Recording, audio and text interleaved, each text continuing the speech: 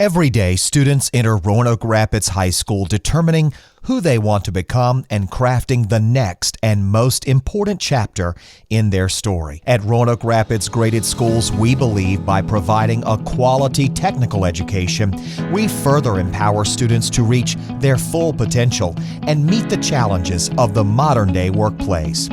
The district currently serves more than 500 students at Roanoke Rapids High School and over 400 at Challoner Middle School in various CTE programs like carpentry, marketing and business, EMT, and public safety. We want to be a catalyst for change across the Roanoke Valley. Our vision is to open a Vocational Center across from Roanoke Rapids High School to offer additional hands-on programs like welding, HVAC, Masonry, electrical trades, and plumbing. Our goal is to meet the growing demand in our community for these careers and provide real-world experiences for our students that will translate into a job right out of high school with industry certifications or make a student more qualified on his or her college application.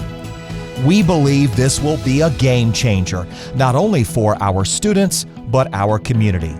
Their next chapter requires visionaries who are committed to helping us provide students with necessary skills, allowing them to grow and adapt to an ever-changing world. Roanoke Rapids Graded Schools. Kids are our customers.